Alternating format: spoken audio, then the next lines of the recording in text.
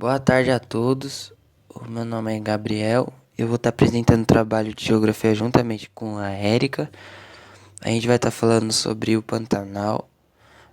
Bom, a localização do Pantanal. O Pantanal, ele se encontra na região centro-oeste do Brasil, no Mato Grosso e no noroeste do Mato Grosso do Sul.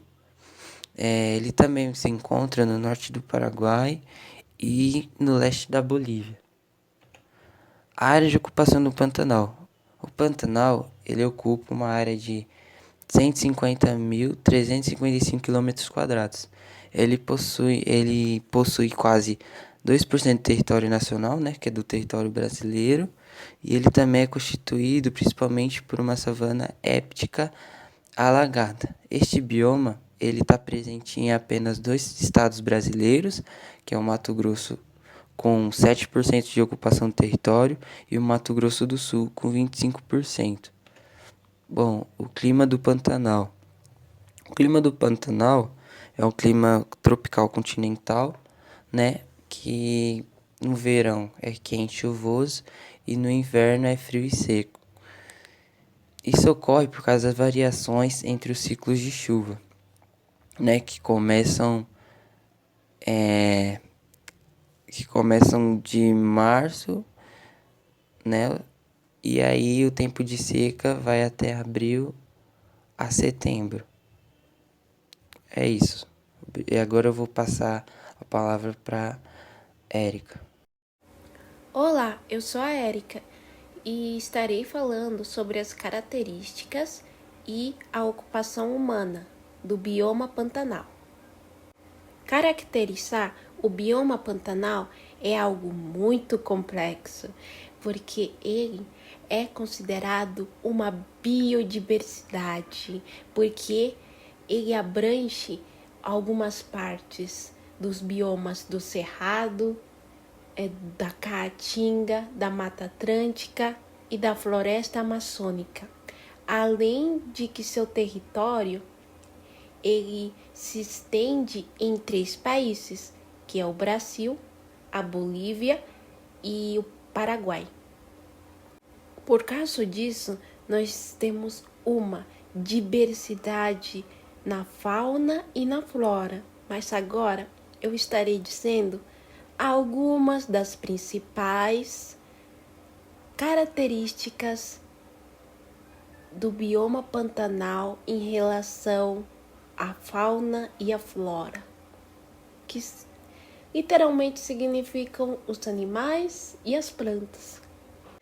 Por causa disso, eu só estarei falando de algumas das principais características da fauna e da flora do bioma Pantanal, que literalmente significam os animais e as plantas.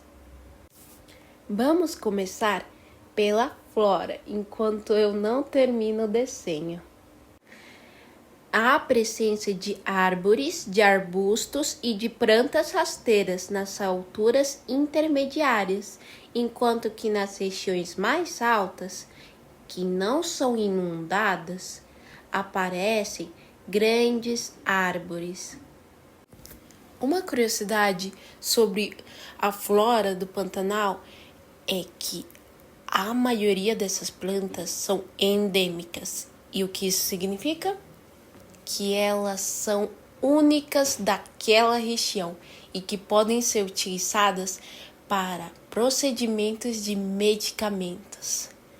Tanto a fauna como a flora são diversificadas de diversas espécies diferentes.